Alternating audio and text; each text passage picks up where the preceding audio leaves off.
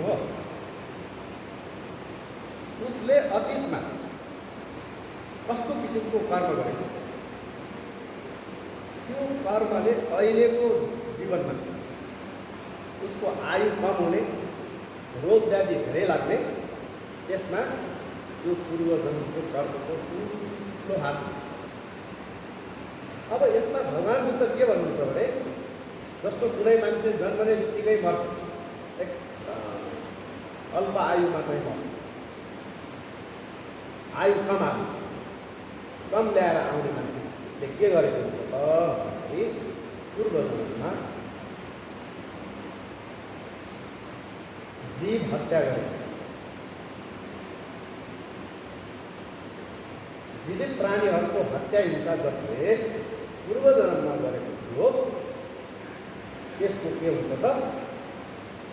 यो जीव हत्या गर्ने मान्छे मरेर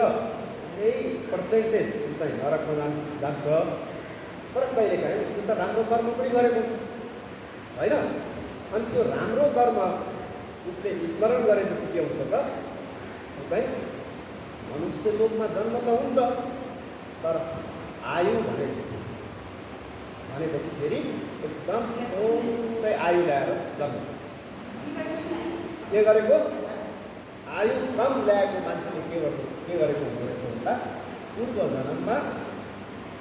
जीव हत्या गरे त्यो जीव हत्या गरेको कारणले अहिलेको जीवनमा उसको आयु एकदम कम हुनको कारण र आज हामी कतिपय व्यक्तिको आयु एकदम धेरै भयो 80, 90, 100, 110, 120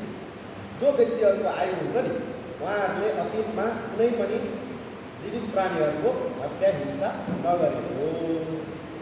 त्यसको कारणले गर्दाखेरि अहिले वर्तमानमा उहाँहरूको आयु धेरै हुनुको कारण त्यो होइन। अब रोगी अब अहिले वर्तमान समयमा जसलाई धेरै रोग व्याधि लाग्छ नि त्यस्तो व्यक्तिले अतीतमा के गरेको हुन्छ भन्दाखेरि जीवित प्राणीलाई पिट्ने या त मान्छेलाई पनि जस्तो आफ्नो श्रीमतीलाई पिट्ने बच्चा बच्चीहरूलाई पिट्ने अरू कुनै छिमेकीहरूको छोराछोरीहरूलाई पिट दिने होइन हात धेरै चाहिँ चलाउने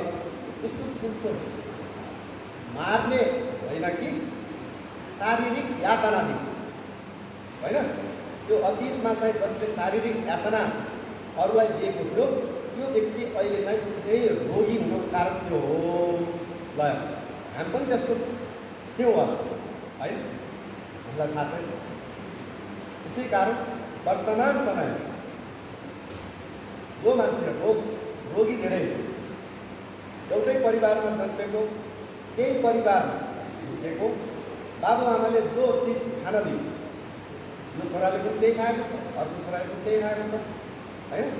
यो छोरीले पनि त्यही खाएको छ तर एउटा छोरा धेरै रोगी छ अनेक किसिमका समस्याहरू छ होइन मुटुमा समस्या छ त्यस्तै गरी विभिन्न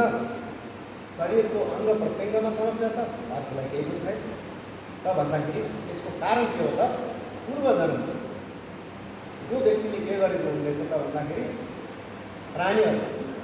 है अरूलाई शारीरिक यातना दिने अब जस्तो तपाईँहरू अहिले घरेलु